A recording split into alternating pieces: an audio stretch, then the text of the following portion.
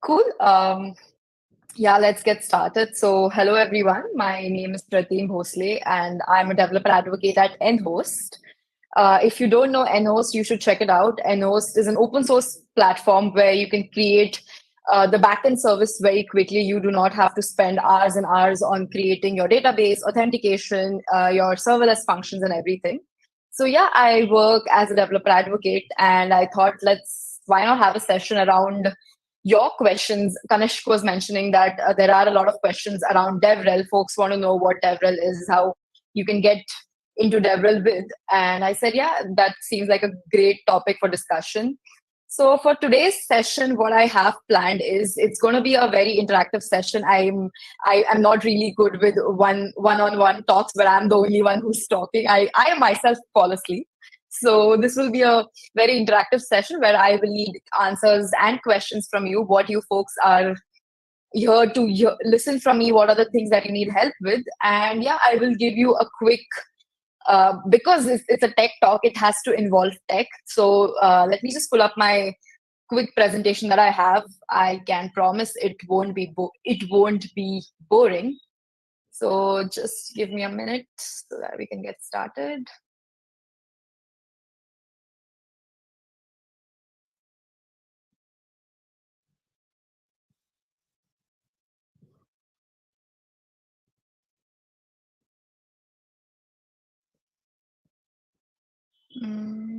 Just trying to. Yeah, I'm a noob with presentations, very bad at this. But let me just get it up. I hope the platform is not giving any issues, right? No, it's not. I'm just trying to.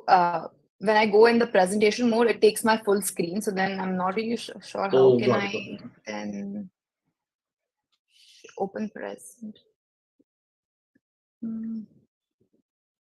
Okay, let me just. You're gonna see all my presentation hacks, so it's fine now. I'll just share it Let's go. and my open tabs. But okay, let me just share screen. Yeah.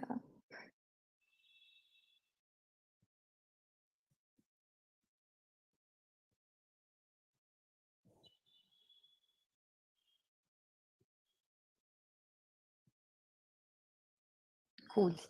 Uh, can you folks see my screen?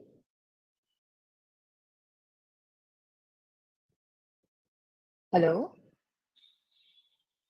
Am Uh, I audible? yeah, we can. Okay, perfect. Let me just go back to the screen then.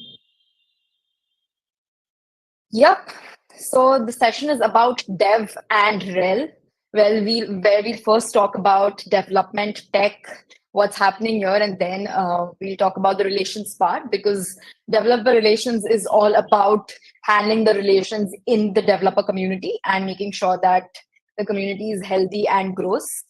So first and foremost, what is the agenda for today's quick talk and talk and a small workshop that I have. So before we get into the basics of Devrel, I wanted to make sure that I wanted to ask some questions to you folks, and please let me know in the chat what are the answers so that I can take this forward.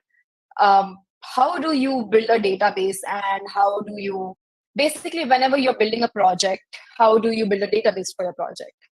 If you could just put it in the chat section, then I can get some answers, I feel.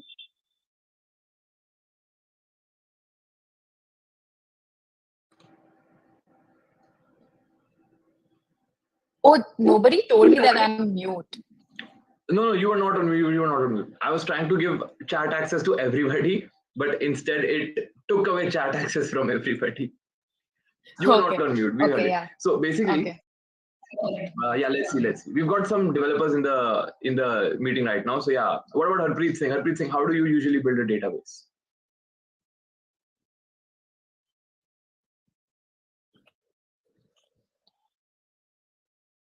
I think the audience is pretty calm, right? Oh, you use MongoDB. And do you directly go and create a MongoDB database, or do you how much time does it take? So basically, I'm trying to understand all you folks. I know you are a part of the student club, so you must be taking part in hackathons, right? And the whole major motive behind a hackathon is to ship a product. It's as much as it is important to create a good backend as well as to create a good product. The end goal of a hackathon is always to ship a product, right? Uh, Rather than spending a lot of time on creating everything from scratch, the best way to go ahead when you're creating any project in a hackathon is to use SaaS tools, is to use products which already do the basic bare minimum things for you, and then you build your logic on top of it, you build your product on top of it, and do not waste time in the nitty-gritties. Is that something that you folks agree with?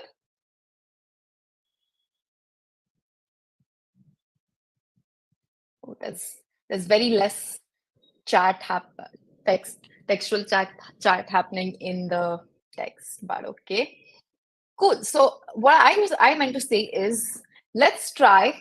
What we're going to do currently is I'm going to ask you folks to get active on your laptops, and we're going to build something very quickly.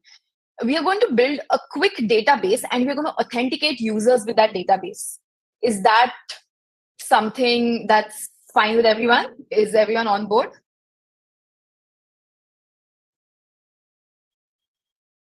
Yep. So I want all of you folks to go follow me. You can go to Nhost. I'll just put it in the chat box, nhost.io. I will quickly share my screen till then. Let me just sharing.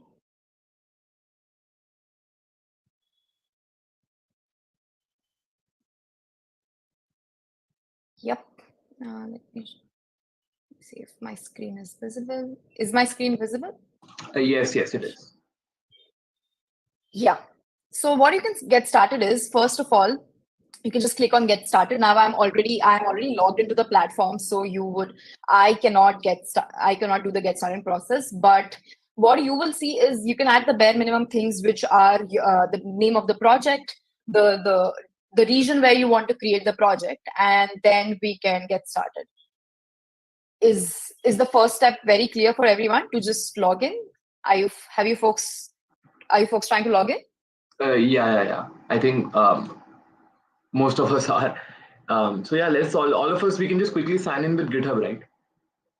Yeah, you can sign in with GitHub. Yeah. Cool. Yeah, I think it will take a minute or two to create your project. Till then, I can just quick. Yes, sir. I was saying it's asking us to create our first project. Shall we authenticate it? Yes. So create your first project. Go ahead and just follow the steps. Just click on create your first project.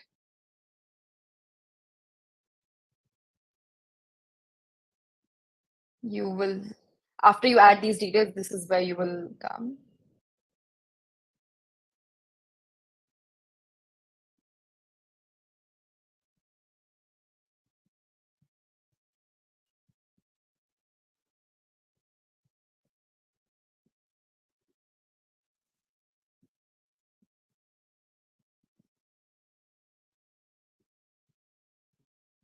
Is it working for everyone? Yeah. So for most of us, it's saying provisioning project. Basically, that's what's going on. Okay. Yeah. So it will take a minute. Till then, I can just take you quickly through the GitHub repo. So as you know, we are an open source project, and I would genuinely appreciate if all you folks go and start the repo, because for any open source product, it's very important that we get the community's validation and we get support from the community. So please go ahead and start the project if you like it. And yeah, to give you quick knowledge about what Nhost does is, so then we are an open source platform which is built with GraphQL, and with that we have a Postgres database. We have Hasura, which is taking care of our instant GraphQL API. We do authentication via Hasura auth itself, and this is a quick understanding of the architecture of Nhost, which I won't go in details and bore you, but yeah, as soon as the platform is up for all of us, we can get started building. Creating the whole database and authenticating a user shouldn't take us more than 15 minutes. So I plan to finish this in the next 15 minutes so that we can get started with the other part of the session. Just let me know as and when you folks are done with setting up your projects. Guys, in the meantime, I've also shared the GitHub link for the Nhost repo. Let's just all go and quickly start it.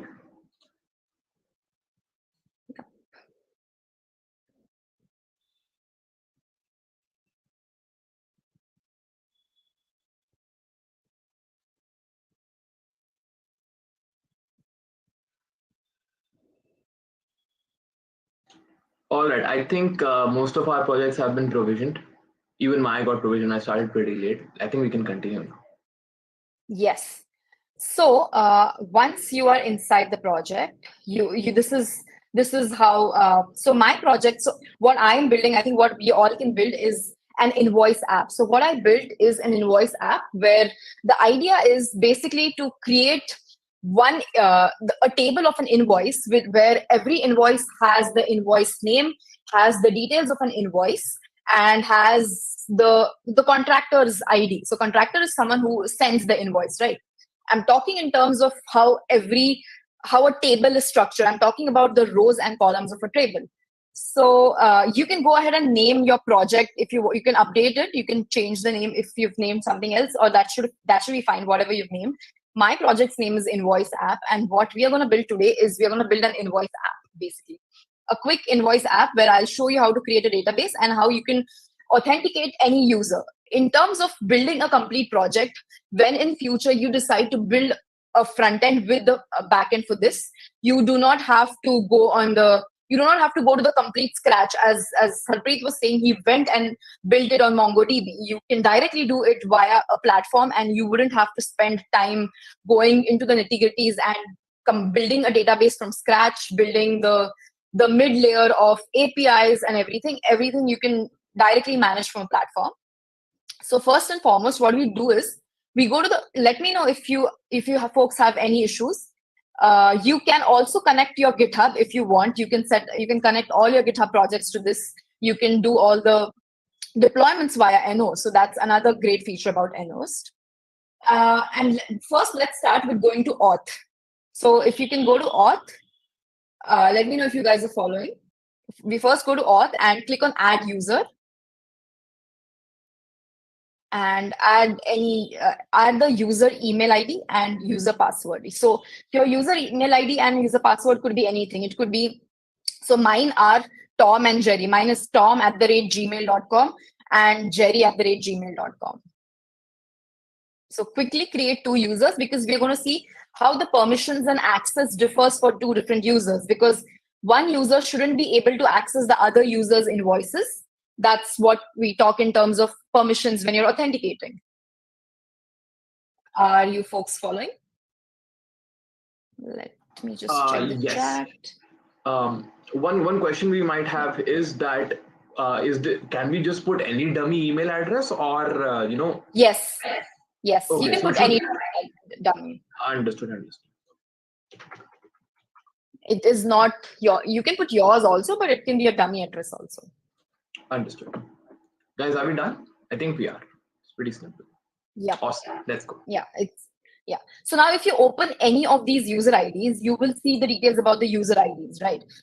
You will see the display name, the email ID. So you can directly change all this information that you need about your user. Now imagine this in terms of a bigger project. If you're building basically a hotel management system, or you're building any system that requires users and admins to be separated, that your platform is being accessed by an admin at the same time it's being accessed by different users.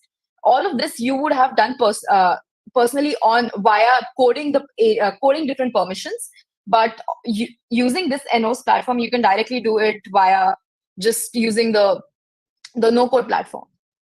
So here, what we are going to require here is the user ID. Now, user IDs are unique for all users, and that's something that will help us differentiate between different users.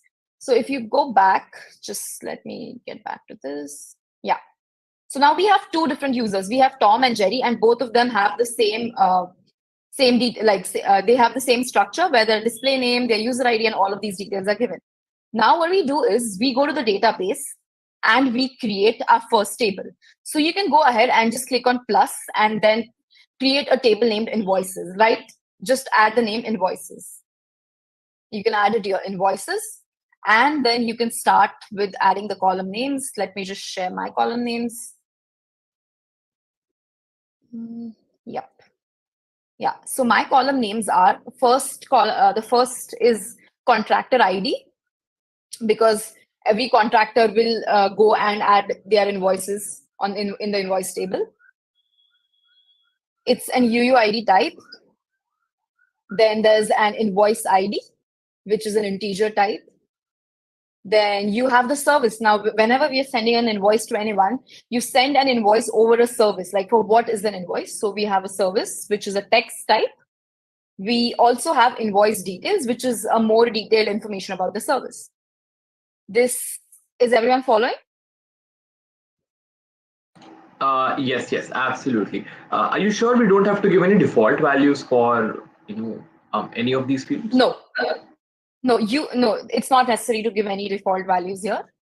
It's completely because the contractor ID is something that will come from the user, the authentication user. So that is something that we'll fill in later. Now, primary key is here. The invoice ID is our primary key here, and the foreign key here, if you see, is the contractor ID, which will then connect with our authentic auth table's user ID. Now, if you're not clear here, what we are doing here is we are connecting two different tables. Now, this is an invoice table, and initially when we added auth details, our auth details went into an auth table where all your users get added to.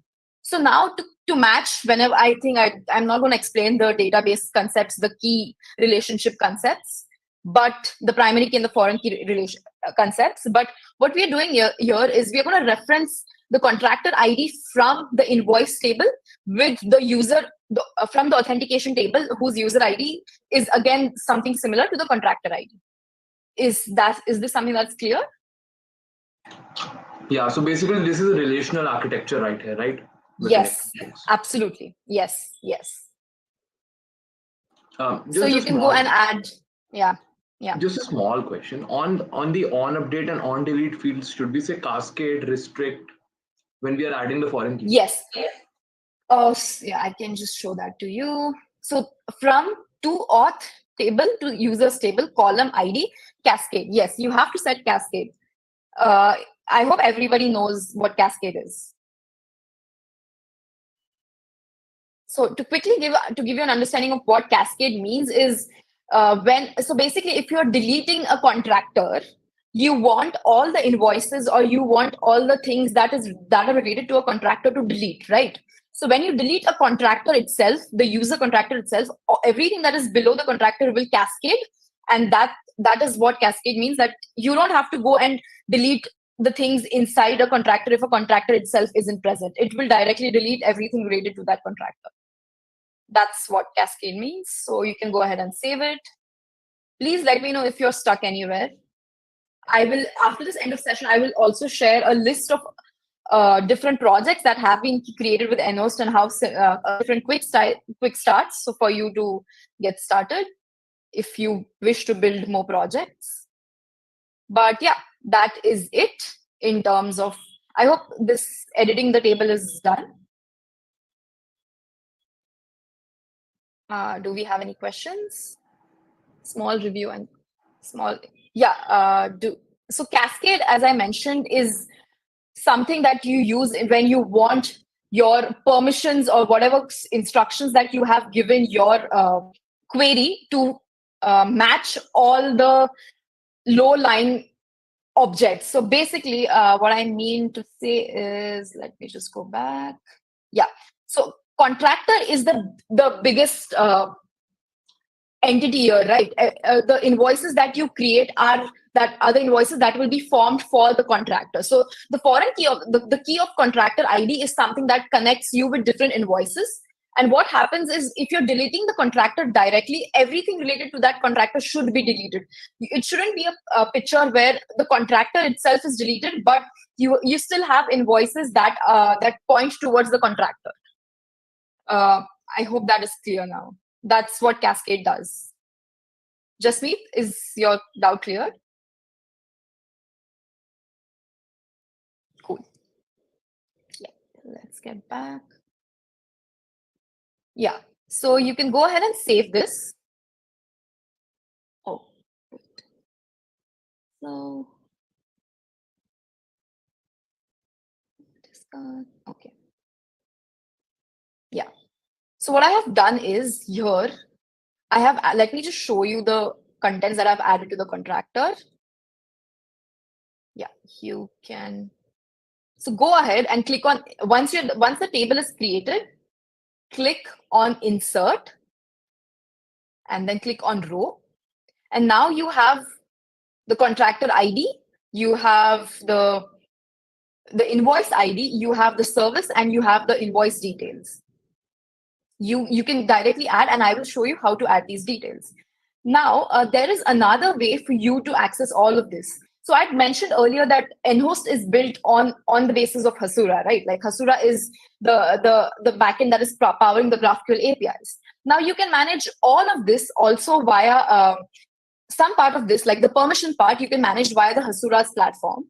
So I will show you how to manage all of this via Hasura. You should check out Hasura and what Hasura does. It's a pretty strong GraphQL platform for you to create APIs with GraphQL. So let me just quickly take you to Hasura. If you can see this button of Hasura, you need to click on this admin secret and then open Hasura.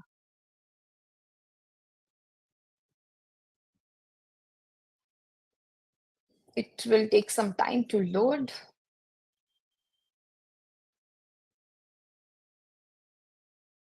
Yeah. Are you folks with me?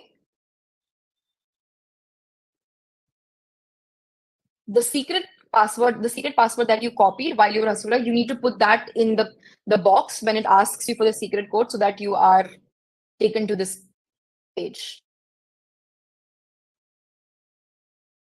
Let me just check. Is this secret password just for one-time use, or is this something that will? Yes. Okay. It's only for one-time use. Yeah. Yeah. Interesting. So we don't have to save it locally in like a notepad or something, right? No, and it's easily accessible again, so you don't have to save it. Awesome. So now you are on Hasura's console, and what is interesting here is for us to see the data part. We are going to go through the data part now. Okay, let me just show you. Yeah. So what we did initially with the auth is something that you can directly see here also. If you go to the users now under auth, if you go to users, you can see all the 2 users that we created initially.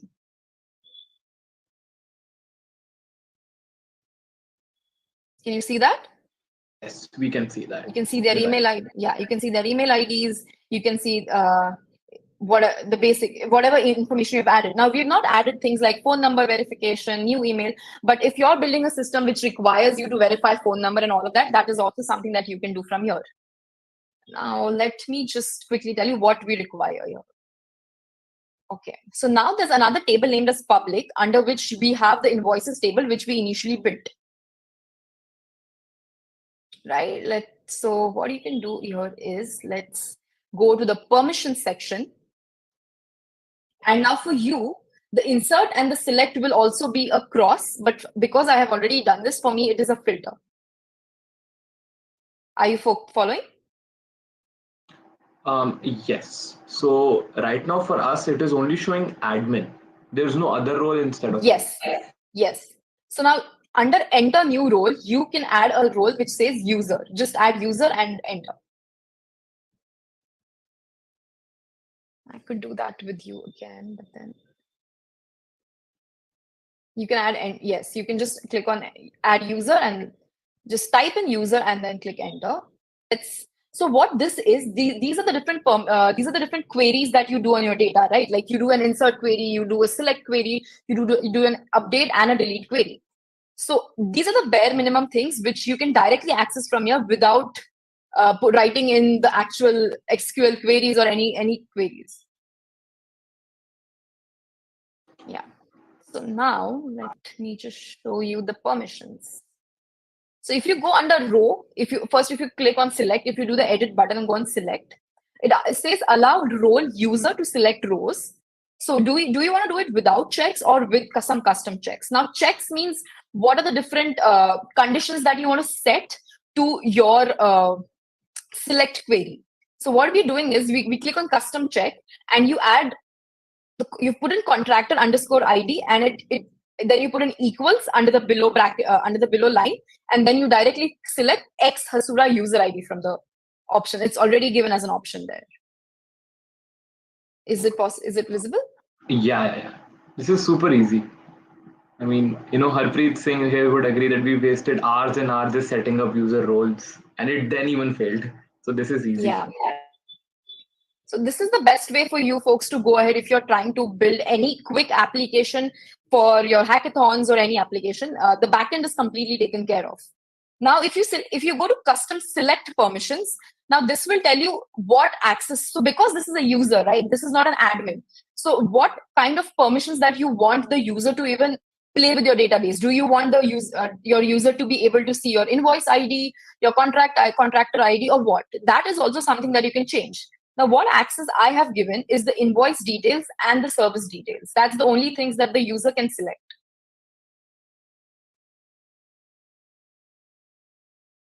Yeah, after adding that, you can just save it.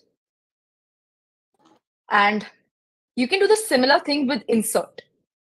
So now with insert, what you can do is when you're doing a row insert, you can just when you're doing rows insert permissions, there will be an option for you which says select the same permissions as select. Is there an option that says that? Yes, I can see that. Yeah, it is there. Yeah, so you can basically directly copy all the permissions that you had for select to insert if your application does not have any special requirements, or else you can directly go and do other things. But yeah, because we're doing a very basic application, you can just do the same things. Yeah, that's it. And you can again save it. So that what we did here is we decided the permissions about how a user can access your database. What are the different ways and different roles and permissions under which and if you see now the admin has access to do anything and everything, because in the end admin is the person who will have complete access and control over your database. But because this is a user role, we have filtered the different kinds of permissions that we want. Now going back, let's add some information into our rows. So yeah, so mine is already added, but you can, let me just show you how to update it. Yeah, so if you can click on edit row, you will directly have an option of adding the details again. Is that done? I think first we need to insert a row, right? Because for us, Yes, the database yeah. is entirely empty. Yeah, Okay. so you have to insert a row. Yeah, click on insert row. Now the catch here is the contractor ID, which is here, will come from your authentication table. Because as we spoke, the contractor ID is the same thing that is the user ID, because users in our user table are nothing but contractors, and the contractor IDs in our invoice table are nothing but the contractors that are users. I hope I haven't confused it more for you. Right. So we don't need to enter anything there. It will just come automatically, right? Has it shown automatically for you? I don't think so. It said insert fail. It's saying insert fail? Yeah, it said insert fail. If I give an invoice ID, I'll just give the contract. No, you cannot give an invoice ID as such. You need to copy the user ID And that's what will go. That is what will go in the Oh, got it. contractor. See, this is the path that will go because we are creating. Yeah. So copy Yes, this. found it. Yeah. Copy this ID, Control C, and put it. I'll just show you how it is similar. Yeah, invoice, and this is the one that will go. Yeah. So that will go in the contractor ID. Then you can give an invoice ID as one. You can put the service. I've put the service as design layout, and I've put the invoice details as create the design layout for project X.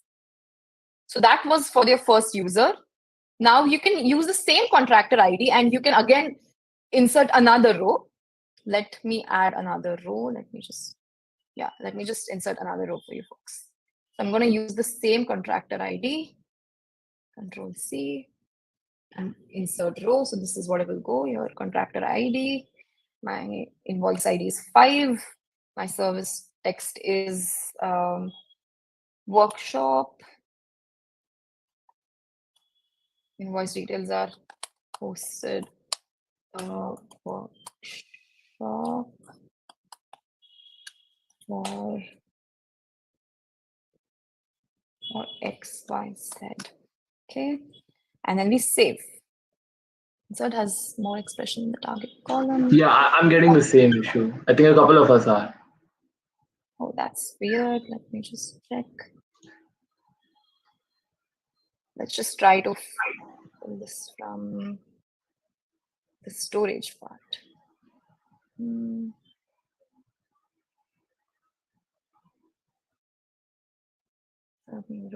So you can do the same thing from Nhost also. So let's try doing it from there. If there's you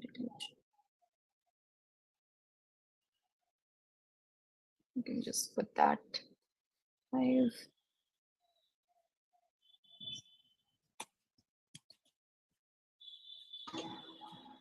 Sometimes Cool. So basically, we can use yeah. we can use both Hasura and Nhost to put data in. That's it.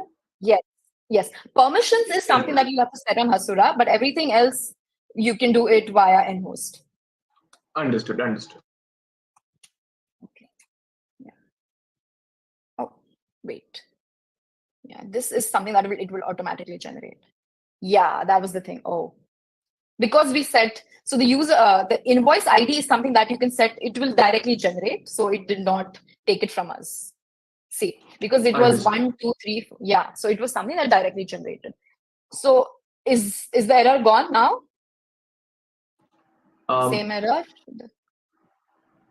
Just don't put the invoice ID.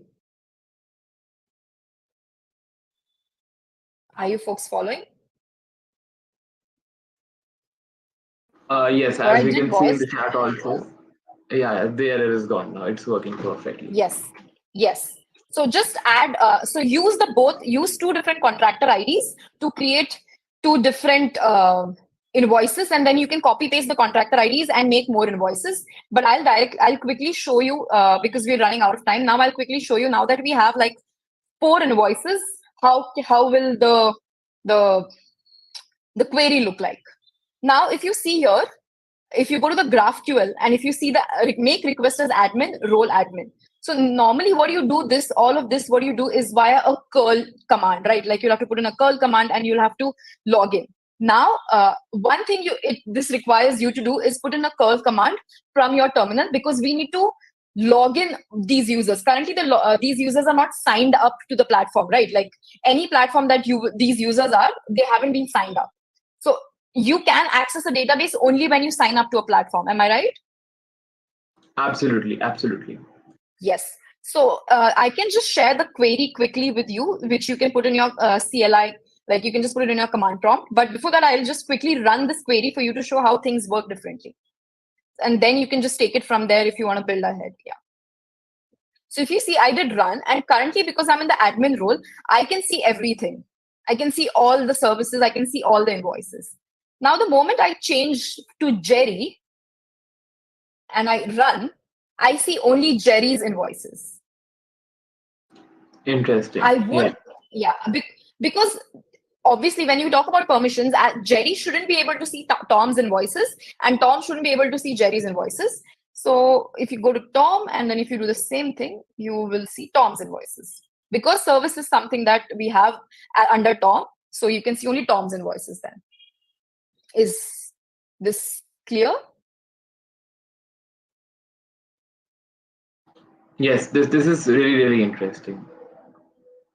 Even the chat is saying yes now. Yeah. I hope, yeah. Cool. So I will share the curl command with you. You can fire up, you can just put in the curl command so that you can log in. And the moment you log, what you can try to do is try to just run the query right now. You will get an error. Then I can explain you why the error is also coming. If try and run, and it will say that not like it will give you a error.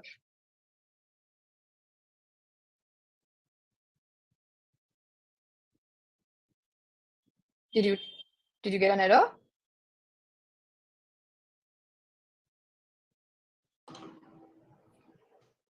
As an admin, you won't get an error, but if you try to do it via the users, you will definitely get an error. Yeah. Right. Yes. As an admin, yeah, I didn't get an error, but you're right. As a user, I did. Yeah. So that is because we haven't authenticated. Like we don't have the JSON web token, right? That's what is remaining to authenticate. I can let me just quickly share it with you and tell you what's the next process. You can go ahead and do it. I can also share some documents with you. I don't want to spend all the time showing this to you because we have more session to come. Yep. So I'll share the command in the chat. You can Control C. Just a minute. Where is this? Where were we? Escape.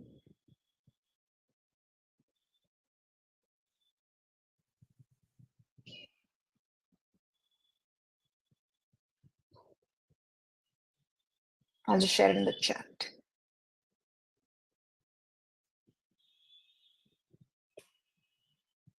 Yeah, so if you can see, I've shared the curl command with you. You can put the same curl command in just a terminal. And to explain the curl command, it consists the email ID as well as the password. So that will change for you. Whatever is your email ID, you'll have to put your email ID, and the password you'll have to put yours. And after this, you will get an access token. I hope everybody knows what is a JWT token. You will get a JWT token, which you will go ahead and put it in the bearer key. Now, have you heard about a bearer key, a bearer token? A bearer token is nothing but a JWT token, which is required for authorization. And only when the token is there can a user is authenticated, and you will have two different bearer tokens for two different users. For every user, you will get a JWT token. You have to add it here, and you can see all the details about your user. Is this clear? Absolutely. So this particular command will return a token, and we need to input it somewhere, if I'm not wrong. Yes. So let me just show you the token once. I can just pull up a document for you, which will make it clear. I'll just share the document so that you're not. Just let me stop sharing. Just give me a minute.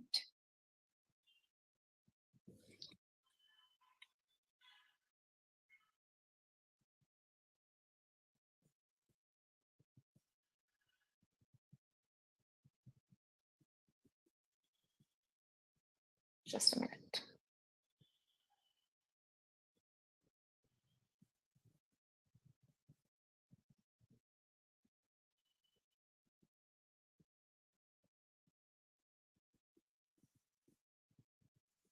I normally have it on hand, but with so many tabs open, it just got lost.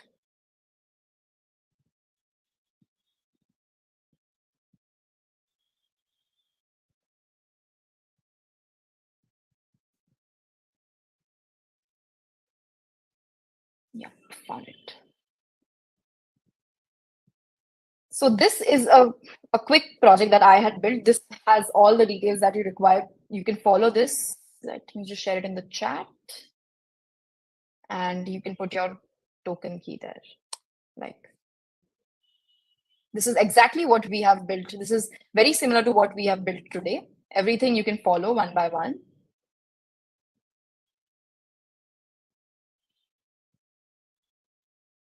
Yeah, this is really interesting.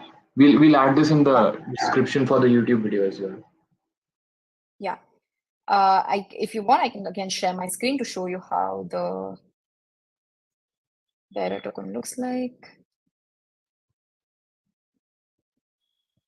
Yeah. So if you can see the curl command, this is the curl command that will go in. You can directly copy it from here.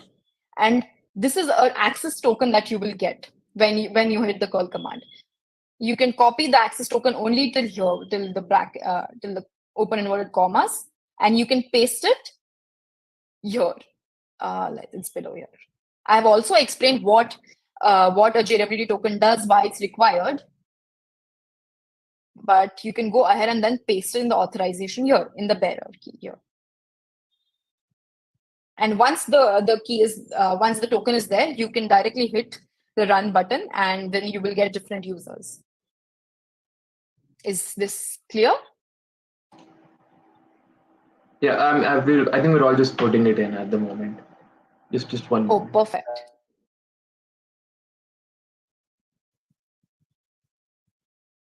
If you want, you can let me just do it with you.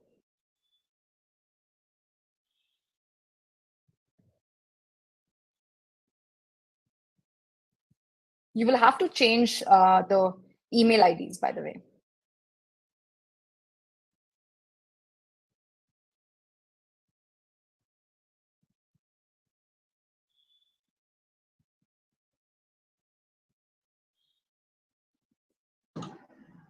All right, done. I think I'm done. Guys, if you also have any questions, just put it in the chat box. Please don't hesitate. Yeah. Did you get the output, Kanishk? Yes, just put it in. Things seem to be looking good so far. So basically now if we run the command on the GraphQL interface, it will work properly. It won't give me an error on other users, right? It will give you an error if you're trying to access a different user's data, but for the same user. Now, if you've so for me, when I'm putting Jerry, if I with the bearer token for Jerry, I can access only Jerry's details, and with the bearer token of Tom, I can access only Tom's details. So that is what security is, right? Like that's the way you cannot access someone else's stuff. Absolutely. Cool. I think you can take it forward from here, folks. I just wanted to give you a quick walkthrough of the domain. Absolutely. But I'm really glad. Yeah. This has been really insightful. There was also like something related to pick your favorite front-end framework and start learning. So we can just explore the docs, right? Yeah, you can have you will find direct quick start guides which you can follow through, and by the end of the quick start guide you will have your first project which has a working backend, which along with authentication and serverless also, as well as you will have a working front end also. So go and try any of these projects, and if you happen to build them completely, just tag me and Nhost, and I would be happy to share some swag with you folks for taking the effort and building through. That sounds absolutely amazing. Thank you so much.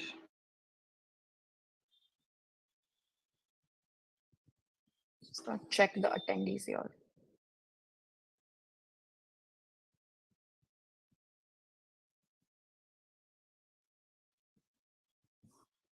Cool. I think let's get started with the second part of the talk, which I think everyone is very excited for. Absolutely. So, guys, if you guys now we're moving on towards the Devrel part of the session today. So, obviously we have something to present, but if you guys have questions that you keep asking each other, today's a really good place to just ask them to an expert. So I generally, motivate all of you to do that. Let me get back to my presentation. Give me a minute. The amount of pages I have open.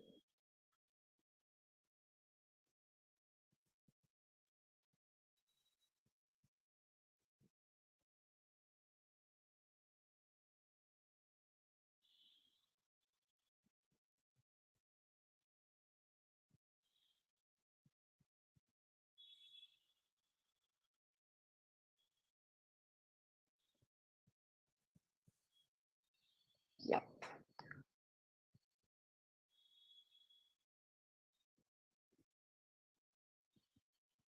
Is everyone on board?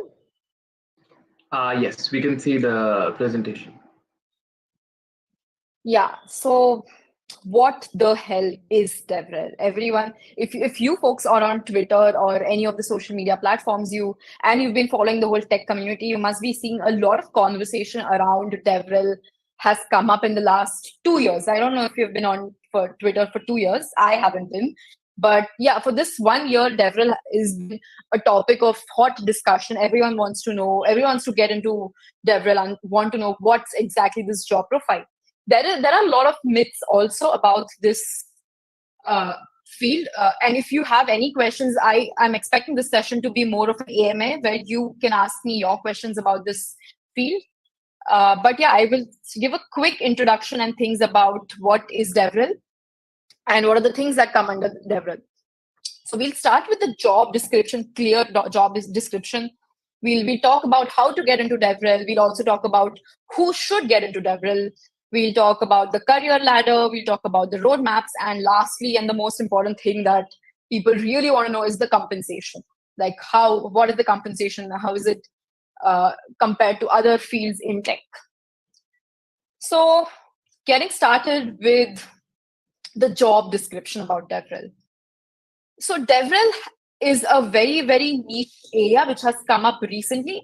Well, to be honest, it's been there in the industry for years and years, as much as a developer advocate has, as much as a developer has been. But the Devrel was never a labeled field. Nobody could label it as Devrel initially. There were a lot of developers, a lot of people were doing developer advocacy, but they didn't have a particular designation as a developer advocate or a developer relations person. But now we are at a point where this has become a very niche and a very peculiar field where you purely focus on the developer relations. Now, if you can see, I have a mind map in front of me, which will talk about the different parts and aspects of Devrel. So under Devrel, you have various kind of things, which I'm pretty sure you already have heard about. You've heard about community management, you've heard about developer advocacy, you've heard about technical writing, developer marketing, and developer evangelism. Now, all of these are different subsets of a complete umbrella that is Devrel. So if someone says, hey, I'm into Devrel, the right question for you to ask is like, what under Devrel do you do? Like, what is your exact designation under Devrel? Because there are a lot of things to focus on when you're talking about developer relations. But again, coming back to the word developer relations, what exactly is Devrel? So Devrel is a field that works with companies, products, and areas where developers are the major customers of that product. Anything that is being used by a developer is something that could have a developer relations team. For example, let's take Nhost. Now, Nhost is a product, is something that is built for developers. It is something that developers will use to create their own products. A good example could also be Postman. Now, Postman is, again, a platform where you can test your APIs. So you won't see a marketing person using Postman, or you won't see a sales person using Postman. You won't see the HR team of a company using Postman. The only people who use Postman or Nhost is developers. So if you can understand, the customers and the users for any product who are developers require a Devrel team. So if I can come back to the definition, developer relations is a field that majorly contributes and involves talking and managing developers. It's basically acting like a bridge between internal developers of a product and the external developers which are using the product. Is that clear? Is that something I have clear for you folks? Absolutely.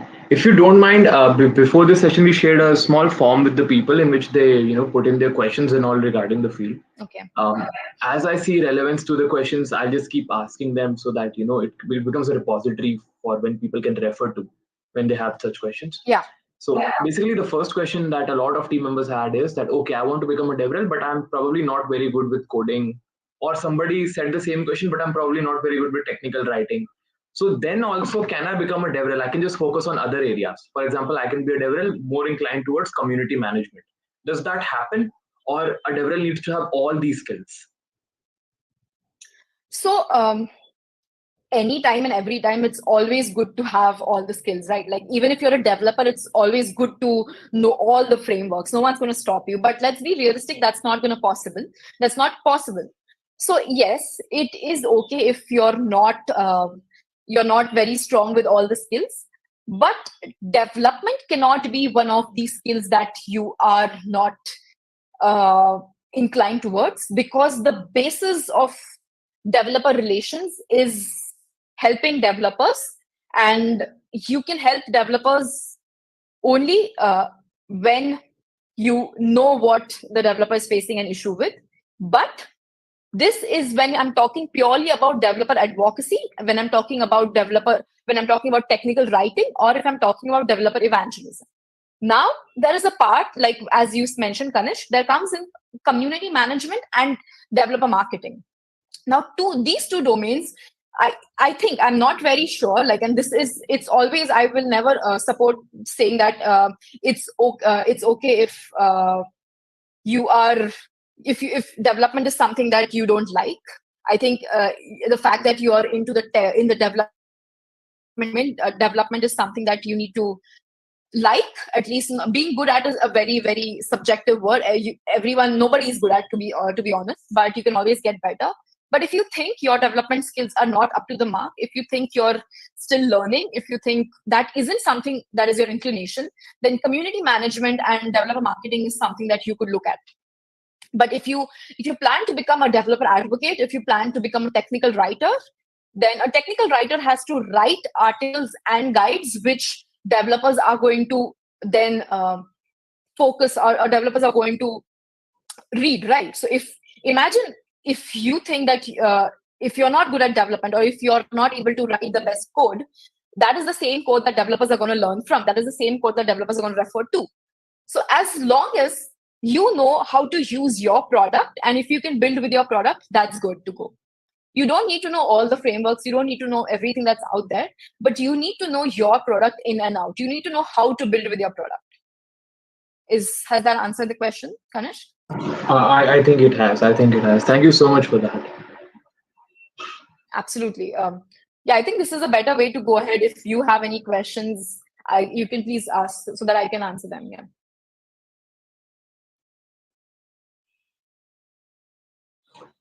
Are there any more questions, Kanish? Yeah, there are a couple more questions. So there are people who, come from a very creative background where they, didn't really code a lot, but they did everything apart from the coding thing. So you did mention that, you need to be somewhat of a developer to get into the field of developer advocacy, developer relations. But but for people who don't know, are there also community management, community evangelism, and all of this available as a job itself? Not being a developer? Absolutely. So, yeah. If you can see this mind map, I have written down different domains and what falls under these domains. So this is purely created by me. So theoretically, some of the other things could go up and down, but this is my understanding of Devrel. So if you see under community management, there are a lot of things, like a lot of tech products need their social media to be handled. They need content which resonates with developers. Now, it does not require you don't need to like write code on social media. It might need you to write explainers. It might need you to break down documentation. It might need you to break down heavy articles. And if that is something that you're good at, why not? Then there is a lot of things like managing hackathons. I think that is one of the major things that if you're a part of MLH teaches you, like how do you have a hackathon? How do you manage hackathons? when you're a developer product, you invest a lot in hackathons, you invest a lot in conferences, meetups, because that's where you meet developers. That's one of the major ways you can educate developers. So if you're good at hosting, handling, and looking at all the operations of a hackathon, then community management is the thing for you to go ahead with. That sounds absolutely amazing. I think we can move on to the next. There's also developer marketing, which is for people who are more interested in understanding marketing, which is more marketing oriented. And there you look at aspects like growth, you look at strategy. Okay, like what is the next plan, what is the next event that I should do, so that developers would be more inclined towards understanding my product. What is something that developers are facing an issue with? How can we make the onboarding journey for developers easy? So these are different things that also fall under developer marketing. Now, if you see developer advocacy, that's where you write tutorials, that's where you write guides, that's where you directly are in contact with developers for technical feedback. Now, when it comes to feedback, community management and developer advocacy, both people in both these professions are very, very close to when it comes to developer feedback. You get a lot of feedback from your when you're a community manager, which is then passed on either to the developer advocates or to the pure developer team. But if you're a developer advocate, you are the one who are answering these questions. So it's very important for you to know your product out in and out very well, so that you can solve these issues for them. Then you also have a technical writer, a person who writes the documentation. Now imagine it is important for you to know a framework very, very well, intensively well, if you're going to write the documentation for that. So there are a lot of fields inside Devrel which require you to be an extraordinary developer, and that's the best way to go ahead with it if you're looking at a longer career path. Another is developer evangelism. Now you see a lot of people going to conferences, talking at conferences, being subject matter experts, and going as speakers. So that is something which is very, very close to developer evangelism. Now the catch here is, all of this depends upon your company and upon your product, upon the company's bandwidth to have different domains. Now, bigger companies can have different people, can literally have 1, 2, 3, 4, 5, 6, 7, 8, 9, 10, 11, 12, 13, 14.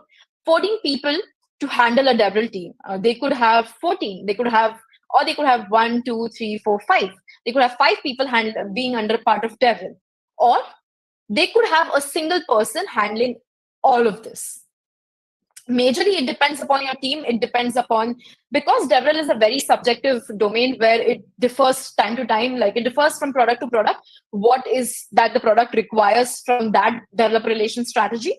Your role and job profiles could differ very, very much, and it basically depends upon you what you want to do under Devrel. So you can make it very clear with the product or the company that you're working with, saying that, hey, this is something that I want to do as a part of being the Devrel team, and this is where I see my skills to be at. Is this clear? Absolutely. That sounds absolutely amazing. Yeah, I think that was the last slide of this presentation, and I'm open to questions. If you have any questions, please go ahead. I can answer them, or yeah, I have some last thoughts to share else. Guys, please don't be shy. We've covered a lot today, but in case you have more questions, please put them in the chat right now. Such opportunities, they don't really come that often. Let's see, SD versus Devrel, which has, oh wow, this is a very, very good question. Yeah, what's the question? The question is software developer engineer versus a developer relations engineer, which has more growth. So SD versus Devrel, basically. Well, any profession, be it, I don't know who's answered the question, but any profession's growth depends upon who you are. You could have a way better growth being a painter if you're very good at the skill. If basically you have more growth in a field where you have a lot of skill. Be a developer advocate, be a developer. Just building on your skills is the only way you can find growth. I feel like you can have equal amounts or more growth in any of these domains. You cannot compare a profession in terms of growth. I feel like it depends upon you and what you want to do and how you want to do it. Harpreet, I think that answers the question very nicely. So basically, get to work. Okay, do your hard work. Nice. Yeah. In terms of so a lot of folks have asked me, what is the career ladder for Devrel? Like, how does the career ladder look like? To give you an idea about that, you could start with being a community manager. You could start with being a developer advocate, and then you go ahead with being it's very similar to being a developer, right? Like you start with being a developer, then you become a senior developer, then you become like SD1, SD2. So it's similar with developer advocacy. You can, or developer relations. You could start with one of the junior positions and you could go up to senior levels where starting from execution, you would be at a point where you're doing strategy and you're managing. So it's very similar to a developer's role. You could be at a position where you are basically the senior developer advocate, or you are managing VP of developer advocates, VP of developer relations is something that's very, very normal in this field. In terms of other areas where you could switch to, one reason why I like to be in this domain is because it opens it gives you an opportunity to be very close to a community management and a community role, as well as it gives you equal time to build on your development skills. So if you ever feel that okay, Devrel is not a field, is something that's not suiting you, you can always fall back to being a developer. And also, if you feel okay, I think I have more interest in marketing, you could easily switch from Devrel to marketing. You could easily switch to product management from Devrel. So Devrel is a field which is very, very close to these domains of being you have a lot of calls with the product team, you have a lot of calls with the marketing team, you have a lot of calls with the developer team, you have a lot of calls with the community management and the social media team. So you basically get a taste of all these domains. So yeah, if in future you feel you want to shift to one of these domains and make that your niche, you can go ahead and do that. I hope I've answered that question. Yes, absolutely. Cool, guys. Do you have any other questions? On which platforms can we find Devrel jobs or internships? So there are a lot of platforms actually. You just get started with just Googling Devrel jobs. I can literally show you. If you Google that, you will find a lot of websites. Developer Relations by Hoopy is one really good website where you can find developer jobs. Then there is Devrel.com, if I'm not wrong. You just have to Google. There are a lot of platforms which help you find Devrel jobs. Another is like directly via, if you're active on Twitter. Twitter is a great platform for you to find Devrel jobs. And last but not the least, if you find any product that you're really interested in, you could just mail the team and say, hey, I'm looking for a Devrel job in your company. This is what I have to offer. This is what I've studied about the product. Let me know. And even if they don't have a job that they sometimes startups go ahead and build that job just for you because you have those skill sets. So go ahead and create your own opportunities. Don't wait for someone to offer you that job. Make sure if you like any product or if you've been contributing to any open source product, you just have to go and ping that open source maintainer or the team and tell them that, hey, I want to work with the project. This is what I have to offer. Is that clear? I think that sounds amazing. So, Harvidya, do we have any other questions in the docket?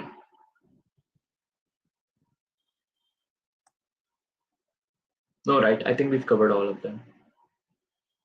Cool. Perfect. So I've mentioned, Kanish, that I'm looking forward to give out some swag. Oh, yay. That's something that always cheers people up. Yeah, because no developer platform is complete without developer swag. So we have some Nhost swag kits with us, which I am looking forward to share it with the team, with everyone. But yeah, for that, I would obviously need you folks to be a part of the team who has gone ahead and built something with Nhost. Even if it's not complete, it's fine. But yeah, I get a list of people, like on the back end, I can see all the folks who have built the projects that while we were doing currently online. So at least if you've not been through, go and sign up to the platform.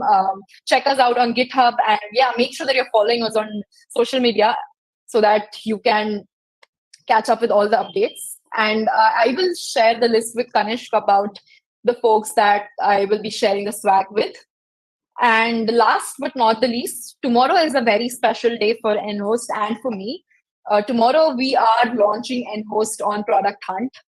So I would really love for all of you folks to check us out on Product Hunt and drop in your feedback. That would mean the world to me. So yeah, that's it from my side.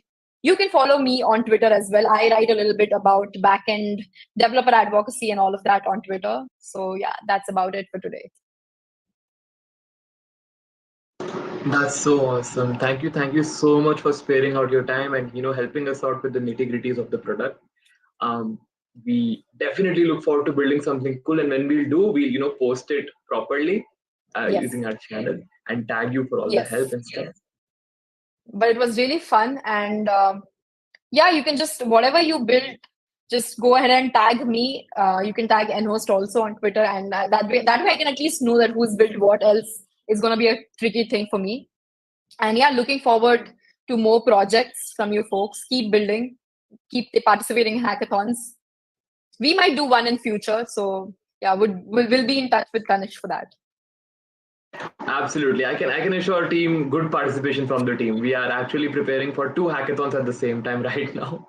So yeah, we generally do that a lot. So yeah, with that, I think we've come to the end of the session today. Yeah. Thank you so much, everybody. Thank you so much, ma'am. And yeah, see you very, very soon. And all the best, everybody, for your projects and future careers. Awesome. Yes. All the best to everyone. Bye-bye. Bye-bye. Thanks, Amarjeet. Yeah.